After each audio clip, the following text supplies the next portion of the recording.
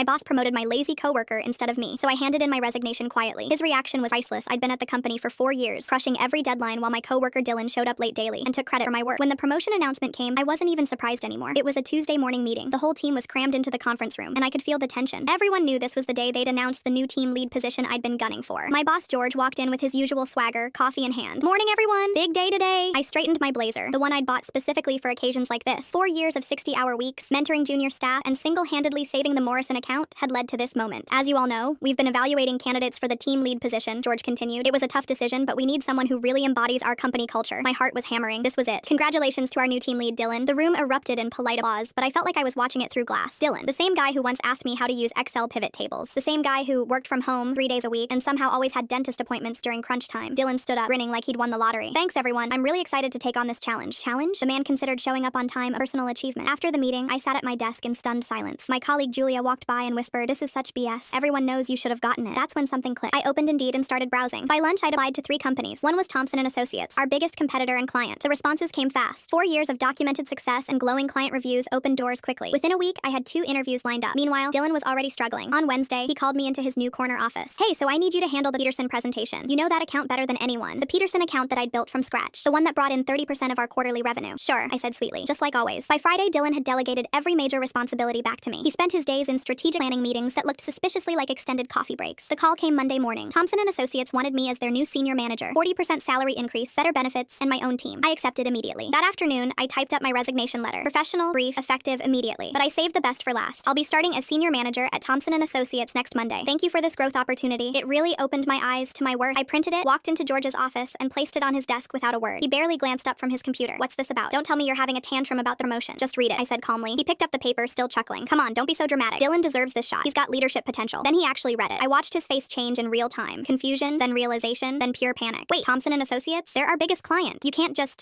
He looked up at me, eyes wide. "You're kidding, right? Do I look like I'm kidding? But the Peterson account? The Morrison deal? You're in the middle of— Dylan can handle it. He's management material now, remember? Besides, I'm sure Thompson will love hearing about all my successful projects when I start Monday." George's face went white. Thompson & Associates represented nearly 40% of our annual revenue. They'd specifically requested to work with me on multiple occasions. "Morgan, let's talk about this. Maybe we can work something out. A counter offer, or—" I was already grabbing my coffee mug, the one that said "World's Okayest Employee" that Julia got me for Christmas. "There's nothing to work out. You made your choice. I'm making mine." As I walked toward the door, I heard him frantically dialing his phone. "Margaret, we have a situation." I cleaned out my desk while Dylan watched nervously from his new office. When I walked past him carrying my box, he actually had the nerve to say, "Hey, no hard feelings, right?" I just smiled. "Good luck with the Peterson presentation Thursday and the Morrison renewal and the Hendricks proposal that's due Friday." His face went pale. He'd forgotten about all of them. 3 weeks later, Julia texted me. "Dylan lasted 18 days. They had to hire 2 people to replace you. George got demoted. Karma's a beautiful thing."